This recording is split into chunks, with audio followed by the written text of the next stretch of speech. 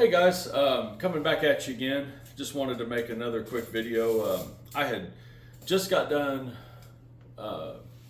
making a little video about numbering your arrow wraps. Made me think about something while I was kind of going through and editing, so I figured I'd make a quick video. Just throw the idea out there to you guys. There is a ton of information on one of Josh Bomar's videos about this, and I know a lot of people know who Josh Bomar is. If you don't, then you probably haven't YouTubed anything bow hunting, but he is one of the few that has actually touched on what I'm about to talk about, and it is the individual component weights of all of your items, including your arrows. So I like to keep my Jaeger, stop it. My dog's hitting the the stand for the phone. So I like to keep my arrows for, in particular, well, I'll just talk about this one. So these, the goal was to try to keep them around 470. I was able to keep that between 469 and 471, which I thought was pretty good, tolerance-wise. But in order to do that, the consistent thing that I have found is the actual arrow itself. But when you start adding the components, the different fletchings, nocks, your wrap, and your field points, and broadheads, there's a lot of fluctuation. So for instance, just kind of one of the things, I had to go back through and review some of my notes just to make sure. So with my nocks, I had anywhere from 3 grains of variation from nock to nock. Vein wise, it averaged about 1.5 grains. The wraps, these are 1-stringer wraps.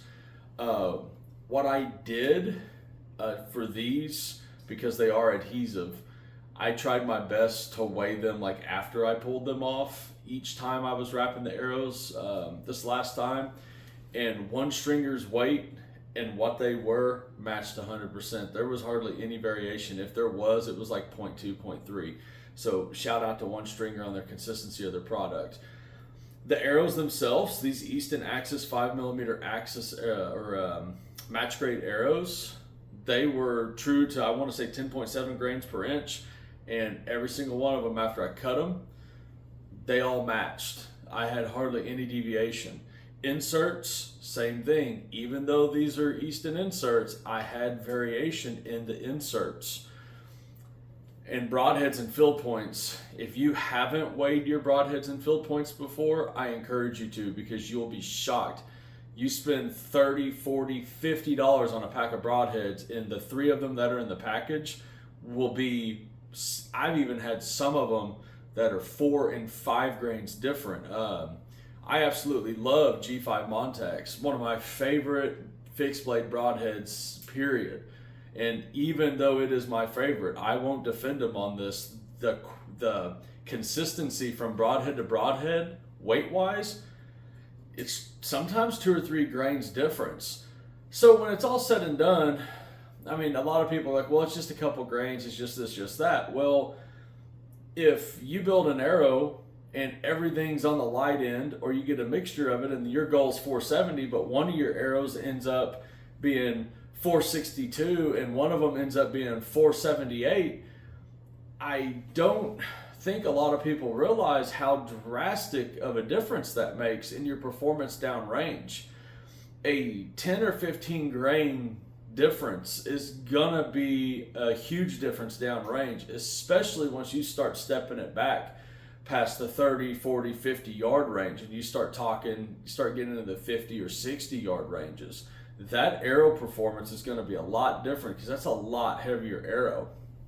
So what I do is, once I get everything kind of averaged out as far as my arrows go, so I will get all the way up to my broadheads.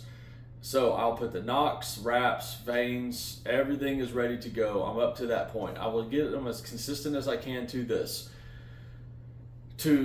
a beginning base number, which is my goal for this particular arrow build, was around like the 3. I wanted to be as close to 370 on the dot as I could be, because I knew the variant was going to be my field point or my broadhead. So what I did is I weighed the broadheads and I separated them out into 2 or 3 different groups. I'll just for the purpose of this conversation, I had like a light, a perfect, and a heavy set of field points. And so when I picked up an arrow, if it was, let's say 367, right, I would pick up one of the heavy field points that might have been, instead of 100 grains, it was 102 grains. And I'd put it on there. Then when you weigh your arrow, well, now your arrow's 469, 470, somewhere in that range. So now my arrow weight's consistent. Set it off to the side, get another one. Maybe that arrow's 371. I would grab out of the light bucket, put one on that may have been 90 grain or 99 grains. Put it on there. Now my arrow is right there at that 470 mark. That way, every one of my arrows is, the goal was just, I wanted to try to keep them all within a grain or two of one another. And I had one arrow that crept down below 470 and it got down to the 469. So everything that I have is between 469 and 471. Now with the broadheads, it's the same thing. I separated the broadheads out by weight.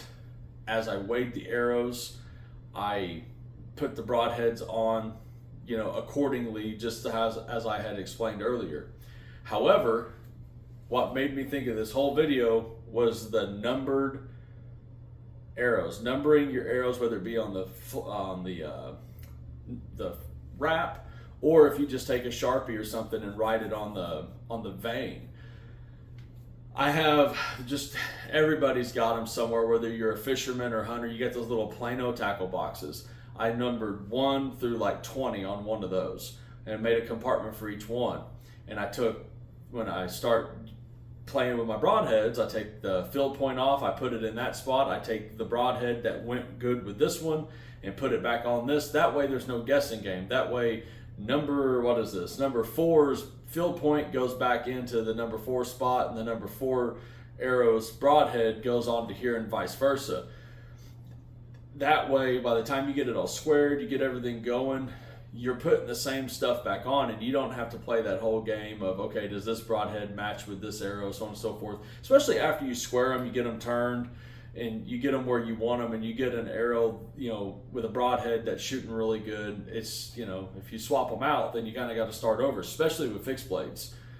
So just a little tip, little food for thought.